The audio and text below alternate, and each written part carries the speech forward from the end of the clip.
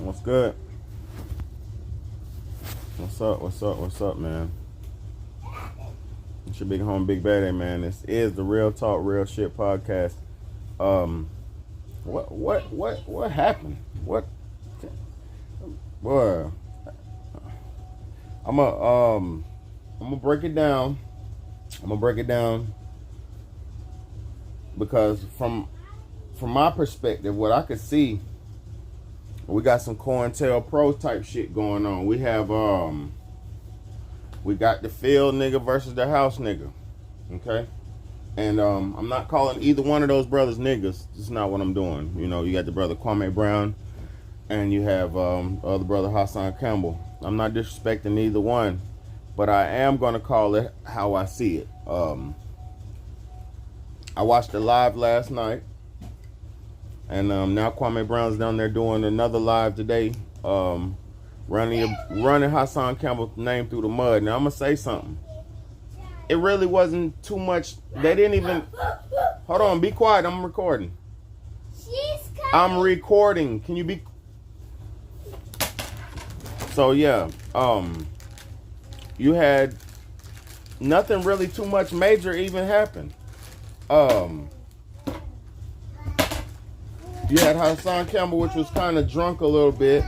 He couldn't get his bearings together, and you had a strategic plan of attack by, in my opinion, by Kwame Brown.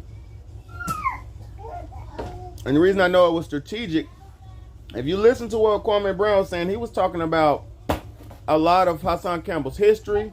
He was talking about a lot of the people he fell out with over the years on YouTube.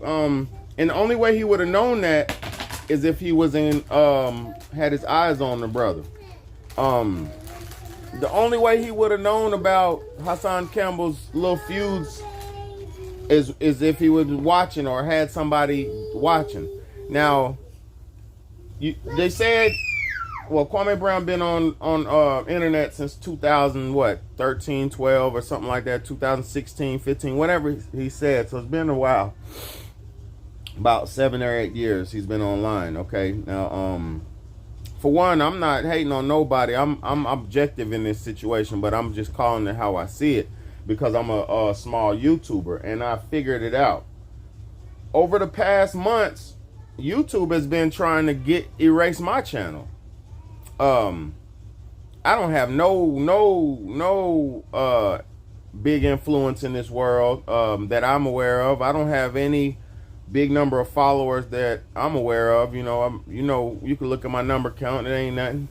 It's very humble, very small, a little more than 1,000. You know, so. But as I progressed on YouTube, as I gained more traction and more attention of people, they keep banning my older content. Now, that's what they're doing now. They're running through my older videos, scanning them and banning them. With that being said, I'm not the only YouTuber who's going through this. YouTube is systematically bumping the smaller guys out the park. So what could you do to a big YouTuber like Hassan Campbell, who's in his bag, who's in his shit, who's on his shit, he's in rotation? How could you do something to him? What did J. Edgar Hoover say in the 60s? He said, from now on, all black leaders will be created and put in place. There will be no more organic black leaders. This was what the president said back in the day. Well, no. The president over the FBI. The head guy over the FBI said this years ago in the 60s. And what have we seen since then? We've seen Martin Luther King's. We've seen all of these figures that pop up and disturb and deter and then disappear. All right? So we got a Kwame Brown who has a lot of positive messages, has a lot of positive things that he's saying, which I ain't taking away from that. I can't take away from nothing the brother's saying and standing for. But what I am going to do and see and make aware to y'all is the fact that last night, if you peeped anything, What kind of hat did Kwame Brown have on during the Hassan Campbell live? What kind of hat did he have on? Yeah, the brim witch hat. He had on the big brim witch hat. If you know anything about anything, you know what the big brim tile high hat is about. If you know anything about anything, you know what the big brim is about, man. You know what the big brim stands for. You know who. I've been watching that brother Hassan Kwame Brown for some months now, about a month and a half or so, and he's never worn no big brim hat on live. That was a symbol. That was very strategic. And then the fact that he had Hassan Campbell set up. He had him set up. He already had the game plan. Now, Hassan Campbell's very ignorant for how he responded and dealt with the brother Kwame, because Kwame Brown's a very intelligent person. Very intelligent. So when you're dealing with somebody of intelligence, you got to come correct. You have to have your shit together. And we're not supposed to be fighting each other as black men either. We're not supposed to be going against each other.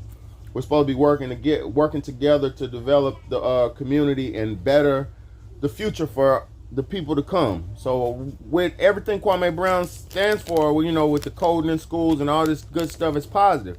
But it's generic. It's very generic. That we have a lot of real current, which I don't, schools is very prevalent. The children's future is very prevalent. But right now, in the last 2 years, there hasn't even been school. It's been this new remote learning thing. So for Kwame to come out talking about school and coding and school and coding and school and coding and school, that's very generic, bro, because there is no school right now. So what the fuck are you talking about, really? And who are you talking to? And another thing with this coding, we're going to need a lot more coders in America with this new technology burst that's coming up. We're going to need a lot more programmers and coders in America with this new generation that we're leading into, this green plan, the new green plan. We're going to need so much more. We're going to need so much more coders and programmers and things like that. So Kwame Brown could initially be promoting coders in coding and shit like that in school to better the plan of the government. Because if you know what, Build Back Better and the new green agenda, that's coming with all the new technologies, and America's nowhere near ready for these new technologies that's coming. That's why they haven't been able to unveil it and just unravel it like that. So if you look at Hassan Campbell, over the years, he stood up for all the injustices that occur currently. Soon as something pops off, he's standing up for it. He's speaking against it. And speaking is just, if that's all we can do as a people, that's what we can do. But you got to do something if you care, if you have compassion, if you want the world to be a better place. So I'm not gonna take away from nobody, because I'm on YouTube talking, and I do more in real world. I raise my children, I'm homeschool, I'm doing all these things, but in reality, there's not a lot that a man can do by himself. You know what I'm saying?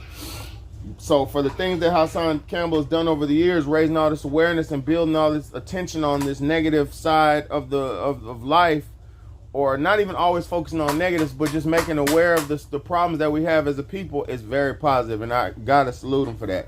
But with that being said, the voice of the modern day up and coming YouTuber has got too big.